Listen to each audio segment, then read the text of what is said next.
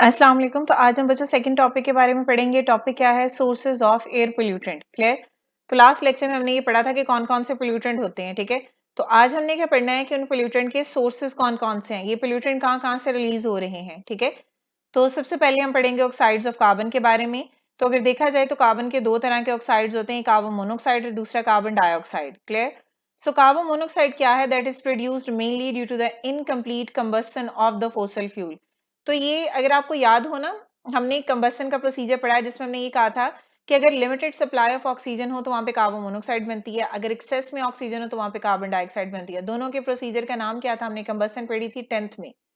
अगर ऑक्सीजन की सप्लाई बच्चों लिमिटेड होगी तो इनकम्प्लीट कंबस्शन होगी, और इनकम्प्लीट कंबस्शन में हमारे पास प्रोडक्ट क्या होगा? कार्बन मोनोऑक्साइड बनेगी। कार्बन मोनोऑक्साइड क्या है बच्चों? ये हाईली पॉइजनस गैस, यानी इससे डेथ भी हो सकती है। तो यहाँ पर देखो लिखा हुआ है carbon monoxide is a highly poisonous gas that cause suffocation if inhaled.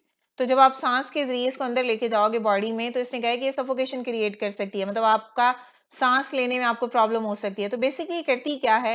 It binds the blood haemoglobin. तो हीमोग्लोबिन के साथ ऑक्सीजन जो है वो ज्वाइन करके ऑक्सीजनेटेड ब्लड बन रहा होता है। ठीक है, ये हमने पढ़ा हुआ है। सो यहाँ पे इसने कहा कि it binds the blood haemoglobin. तो जब ऑक्सीजन की बजाय कार्बन मोनोऑक्साइड आप इनहेल कर रहे होगे, तो हीमोग्लोबिन के साथ कंबाइन कौन करेगा? कार्बन मोनोऑक्साइड कंबाइन करेगी। क्लियर? तो यहाँ पे देखो इसने लिखा है it bind the blood haemoglobin more strongly than oxygen excluding oxygen from the normal respiration. Oxygen वहां से खत्म करती जाएगी और रेस्पिरेशन के लिए ऑक्सीजन चाहिए। फिर अल्टीमेटली क्या होगा? आपको सांस में प्रॉब्लम होगी, सफोकेशन होगी, और अल्टीमेटली इंसान की जो है वो डेथ हो सकती है उससे। So the carbon monoxide poisonous can be reverse by giving high pressure oxygen. ठीक है, और अगर आप कार्बन मोनोऑक्साइड की क्वांटिटी कम करना चाह रहे हो तो आपको हाई प्रेशर में ऑक्सीजन का इंटेक करना पड़ेगा, ताकि वहां से कार्बन मोनोऑक्साइड जो है वो एक्सेल हो जाए, निकल जाए। जो सेकेंड ऑक्साइड है वो है carbon dioxide. Carbon dioxide is a key greenhouse gas emitted by the human activities like combustion of the fossil fuel. जब आप फोसिल फ्यूल की, यानी जब आप मीथेन की कंबस्शन करते हो बच्चों, हाइड्रोकार्बन की कंबस्शन करते हो, तो इनसे कार्बन डाइऑक्साइड निकलती है। Clear? Carbon dioxide is a primary greenhouse gas that traps heat in the atmosphere. बच्चों आपको याद होगा ग्लोबल वार्मिंग क्या होती है, मैं जनरली आपको बता देती हूँ। एटमॉस्फेयर में बच्चों कार्बन डाइऑक्साइड प्रेजेंट है, ऑक्सीजन प्रेजेंट है, वाटर ड्रॉपलेट्स प्रेजेंट होते हैं। ठीक है, होता क्या है? सूरज से आने वाली रेज जो हैं वो जमीन तक जाती हैं, तो जमीन भी तो कुछ रेडिएशन को मिट करेगी ना, उनको हम आईआर रेडिएशन बोलते हैं। जमीन जितनी ज्यादा कार्बन डाइऑक्साइड एटमॉस्फेयर में होगी, उतनी ही ज्यादा जो है वो जमीन से जो रेडिएशन आ रही है उनको वो ट्रैप करेगी। जब ट्रैप करेगी तो एटमॉस्फेयर का टेम्परेचर क्या होगा? बढ़ा देगी। So this is called global warming. Clear?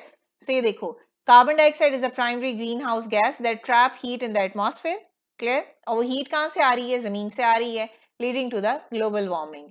तो यहाँ पे कार्बन एंड ऑक्सीजन कंबाइन करके कार्बन डाइऑक्साइड बना रहे हैं। क्लियर हो गया? नेक्स्ट है बच्चों ऑक्साइड्स ऑफ नाइट्रोजन। तो ये दो तरह के ऑक्साइड हैं जो हमने लास्ट लेक्चर में पढ़े थे, एक है नाइट्रिक ऑक्साइड है, दूसरा है nitrogen dioxide. So the gases like nitric oxide and nitrogen dioxide are represented by NOx. X mean it can be 1 and 2. If it is 1 तो उसको हम क्या बोलेंगे? Nitric oxide. ठीक है, अगर वो 2 होगा तो उसको हम बोलेंगे nitrogen dioxide. So they are generally produced from the burning the fossil fuel. जब आप फोसिल फ्यूल को बर्न करते हो तो वो वहां से ये गैसेस प्रोड्यूस होती हैं, नाइट्रोजन डाइऑक्साइड और nitrogen oxide. Clear? So NOx are produced as a result of the following chemical reaction। तो उन्होंने ये केमिकल रिएक्शन के अकॉर्डिंग भी आपको समझाया हुआ है। नाइट्रोजन ऑक्सीजन के साथ रिएक्शन करेगी हाई टेम्परेचर में। इससे पहले लेक्चर में ही हमने जब ऑक्साइड्स के बारे में पढ़ा था, नाइट्रोजन एंड सल्फर के, तो आपको याद होगा मैंने पढ़ाया था कि नाइट्रोजन का जो बॉन्ड है वो इतना ज्यादा स्ट्रॉन्ग बॉन्ड है कि उसको ब्रेक करने के लिए आपको एनर्जी बहुत ज्यादा चाहिए।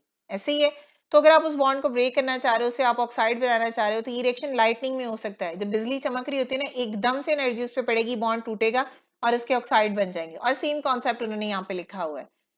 जब नाइट्रोजन ऑक्सीजन के साथ रिएक्शन करता है तो वो रिएक्शन हाई टेम्परेचर पे होता है, बिकॉज जो नाइट्रोजन नाइट्रोजन के दरमियान में ट्रिपल बॉन्ड है, it require a lot of energy to break this bond. बहुत ज्यादा एनर्जी होगी तो ये बॉन्ड टूटेगा, बॉन्ड टूटेगा तो वो ऑक्सीजन के साथ कंबाइन करेगा। तो इसलिए कंडीशन क्या है? Temperature must be high, temperature ज्यादा होना चाहिए। ठीक है, और इससे बनेगा क्या बच्चों? नाइट्रिक ऑक्साइड बनेगी। अब यही नाइट्रिक ऑक्साइड दोबारा से इनकी ऑक्सीडेशन होगी, नाइट्रोजन डाइऑक्साइड बन जाएंगे। क्लियर है? So natural resources of nitrogen dioxide include the microbial processes in an soil. मतलब सॉइल के अंदर जो बैक्टीरिया की डीकम्पोजिशन वगैरह कर रहे होते हैं, तो इनसे भी ये नाइट्रोजन डाइऑक्साइड बन रहे होते हैं। क्लियर? तो ये देखो आगे लिखा हुआ है, natural resources of nitrogen dioxide include microbial processes in soil and oceans where the bacteria break down the nitrogen compounds. Clear? Bacterial decomposition होती है, बैक्टीरिया क्या करते हैं कि कंपाउंड को ब्रेक डाउन कर देते हैं। So human activity include the agriculture activities, जैसे सिंथेटिक फर्टिलाइजर्स हैं, इंडस्ट्रियल प्रोसेसेस जैसे combustion of the fossil fuel हैं, तो इनसे भी गैसेस निकल रही होती हैं। फैक्ट्रीज में जब केमिकल्स बन रहे होते हैं तो वेस्ट भी तो होगा ना, जब फोसिल फ्यूल की कंबस्शन की जाती है तब भी नाइट्रोजन के ऑक्साइड बन सकते हैं। इसी तरह जब एग्रीकल्चर एक्टिविटीज होती हैं, फर्टिलाइजर्स वगैरह प्लांट को दिए जाते हैं, खाद वगैरह दी जाती है जिसमें नाइट्रोजन होता है, जिसमें सल्फर होता है। अब ऑब्वियस सी बात है, बैक्टीरिया जमीन के अंदर होते हैं, वो उन नाइट्रोजन और उन सल्फर को उनके ऑक्साइड्स में भी कन्वर्ट कर सकते हैं, नाइट्रेट्स बनाते हैं, नाइट्राइट्स बनाते हैं। तो ये सारा हमने लास्ट चैप्टर में पढ़ा हुआ है। तो इन शॉर्ट ये कि जो सिंथेटिक फर्टिलाइजर्स हैं या जो इंडस्ट्रियल प्रोसेसेस हो रहे होते हैं वो भी ये ऑक्साइड्स बनाते हैं नाइट्रोजन के। क्लियर? और दूसरा, it deplete the ozone layer, और ये ओजोन लेयर को डिप्लीट भी कर सकते हैं। क्लियर? डिप्लीट का मतलब होता है ओजोन लेयर में जो है सुराख आ जाते हैं, खराब हो जाती है ozone layer.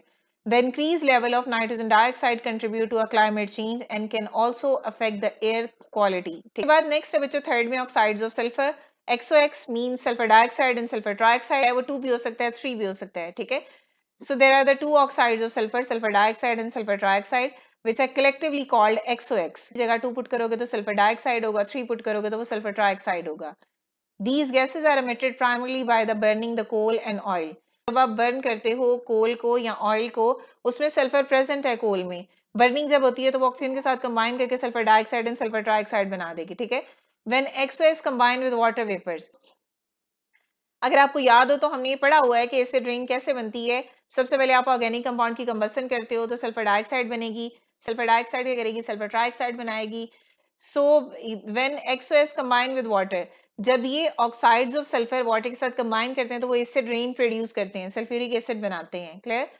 This cause the acid rain that damage the ecosystem. Sulphur dioxide is a major source of acid deposition in an air. उसके बाद है हाइड्रोकार्बन। हाइड्रोकार्बन मीन जिसमें हाइड्रोजन एंड कार्बन होंगे।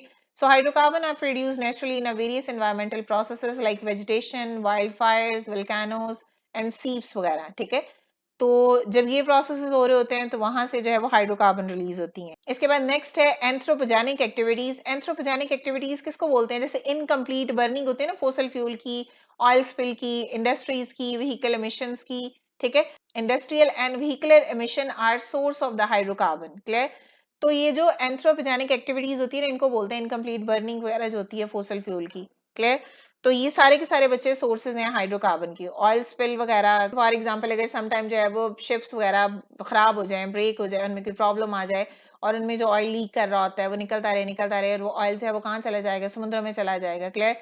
फिर इस तरह जो है वो ऑयल जो वहां पे प्रेजेंट वाटर बॉडीज है उनके लिए नुकसानदेह होगा वो। क्लियर हो गया? तो इसके अलावा जो ऑटोमोबाइल्स हैं वो मेजर सोर्स है हाइड्रोकार्बन एमिशन का। Methane is the most common hydrocarbon और it is an air pollutant, और ये है भी air pollutant. Clear? Low altitude ozone. Clear? So ozone is a powerful oxidizing agent. Clear?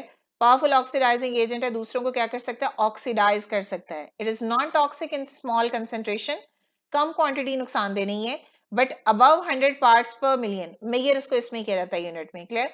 But अगर वो above हो 100 पार्ट्स पर मिलियन में तो it's harmful to the human, plants and other material. अब अदर मटेरियल कौन कौन से हो सकते हैं? जैसे रबर वगैरह है, फैब्रिक डाइज हैं, और उनको जो है बहुत ज्यादा इफेक्ट कर सकते हैं एडवर्सली। क्लोरोफ्लोरोकार्बन, तो क्लोरोफ्लोरोकार्बन कहाँ से बनती हैं बच्चों? ये रेफ्रिजरेटर से निकल रही होती हैं। क्लियर?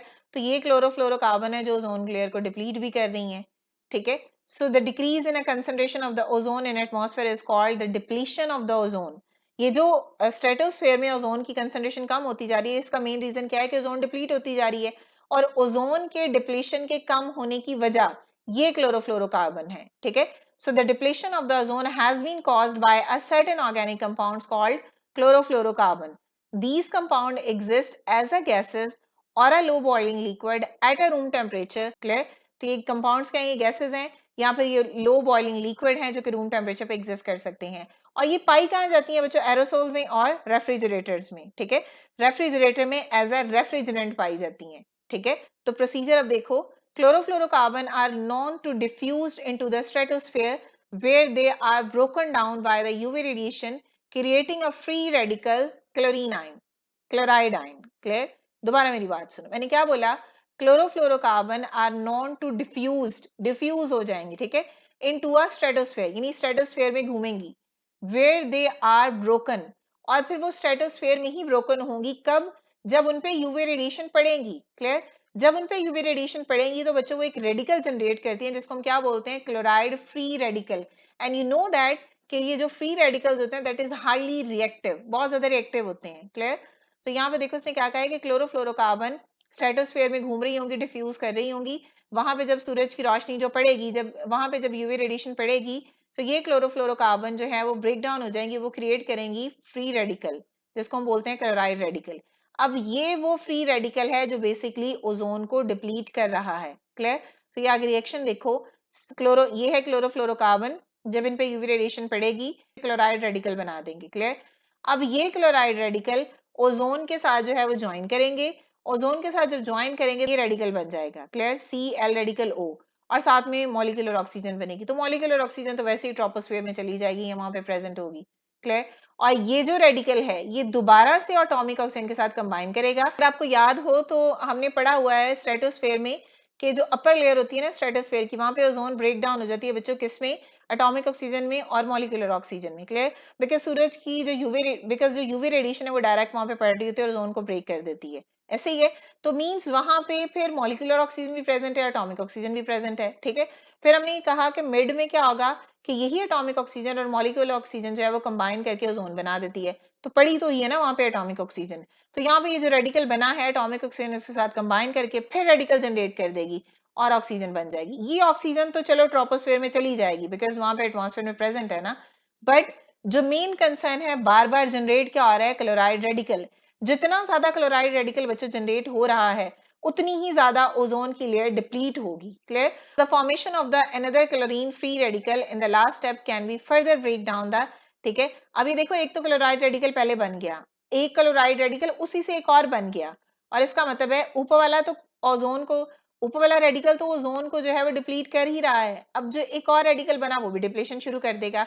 अब आप ये देखो कि कितने ज्यादा रेडिकल बन रहे हैं, जितने ज्यादा रेडिकल बन रहे हैं ओजोन की डिप्लीशन उतनी ही तेज होती जाएगी, ठीक है। तो ये जो सेकंड एंड थर्ड स्टेप है ये बार बार रिपीट होते हैं ये वाले, ठीक है।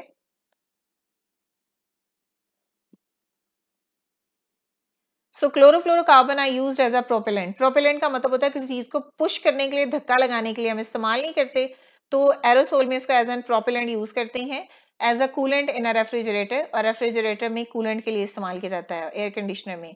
क्लोरोफ्लोरोकार्बन जो है वो 100,000 टाइम्स मोर इफेक्टिव होते हैं than carbon dioxide at preventing the heat from the escaping from the earth's surface. Decomposition of the one molecule of the chlorofluorocarbon can even destroy up 100,000 molecule of the ozone. So look, उसने क्या कहा है कि अगर आप एक radical की बात करें ना तो एक रेडिकल इतने ओजोन के मॉलिक्यूल को तबाह कर सकता है। तो ऊपर तो देखो कितने ज्यादा रेडिकल बन रहे थे, ठीक है। इसके बाद नेक्स्ट है बच्चों polycyclic aromatic hydrocarbon. So polycyclic aromatic hydrocarbon composed of the fused multiple,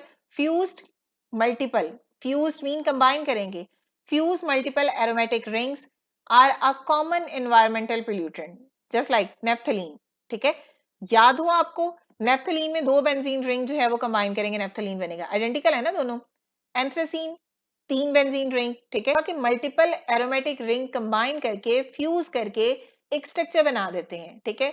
और उसको भी हम बोलते हैं कि वो है एनवायरमेंटल पोल्यूटेंट, ठीक है। तो एग्जांपल है naphthalene, anthracene and phenanthrene are the example of the polycyclic aromatic hydrocarbon, clear.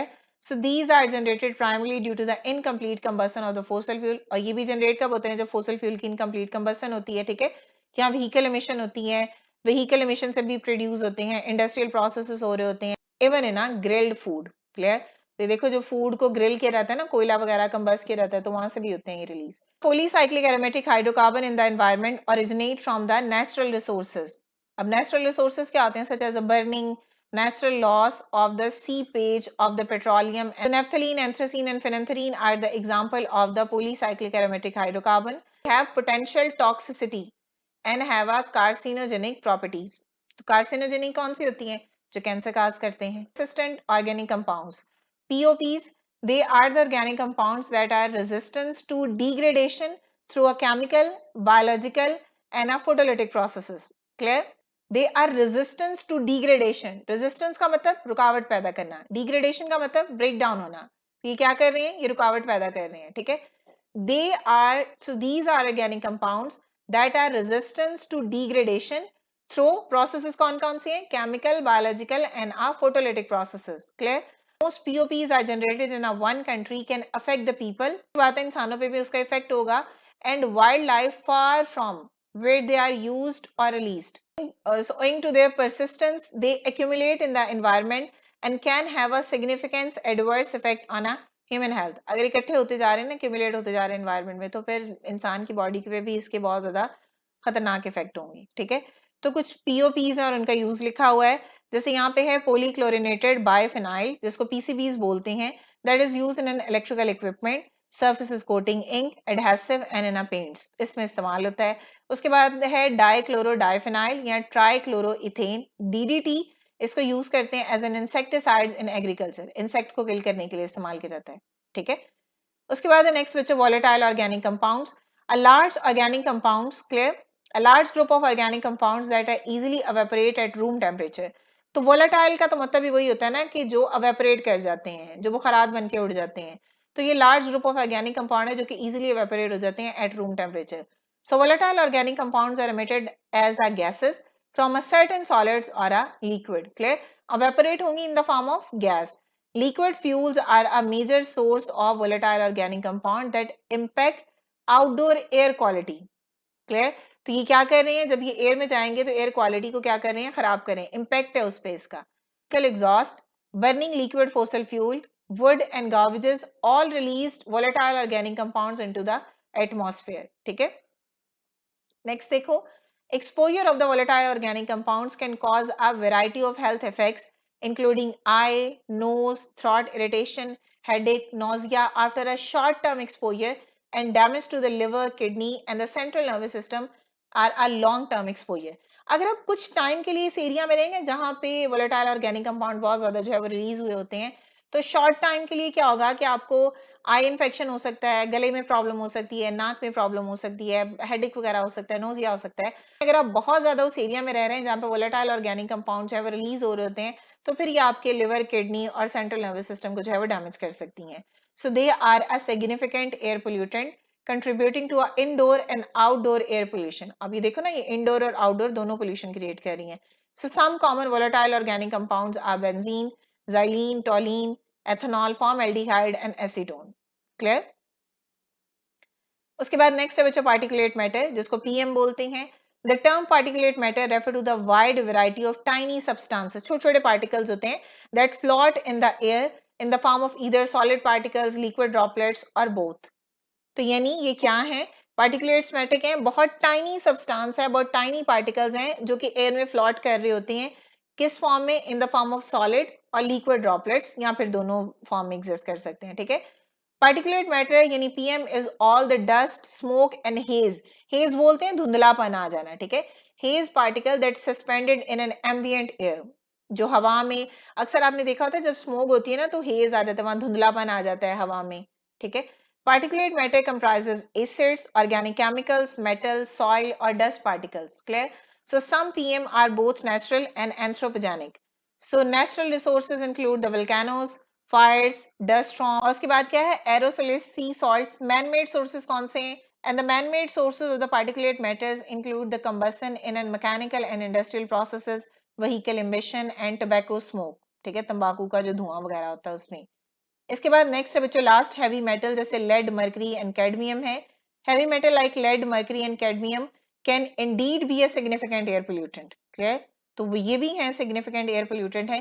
They are released into the atmosphere from the various industrial processes, transportation and other human activities. जैसे for example metallurgy होती है। Metallurgy क्या होती है?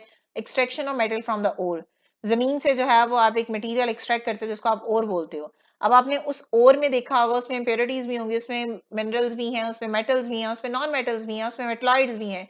हमने सिर्फ और सिर्फ इसमें से जो है वो मेटल को निकालना है, तो उसको हम बोलेंगे ये है metallurgy. Like metallurgy, battery waste and incineration are the major sources. Incineration एक प्रोसीजर होता है जिसमें हम हाई टेम्परेचर पे ऑर्गेनिक कंपाउंड का जो वेस्ट होता है उसको कन्वर्ट करते हैं इनऑर्गेनिक में, जैसे गैस वगैरह में कन्वर्ट कर रहे होते हैं। ठीक है, तो ये था बच्चों आज का हमारा टॉपिक। आई होप कि आपको क्लियर हो गया होगा। अगर स्टिल कोई भी क्वेश्चन है तो आप कमेंट कर सकते हैं। नेक्स्ट वीडियो तक के लिए अल्लाह हाफिज।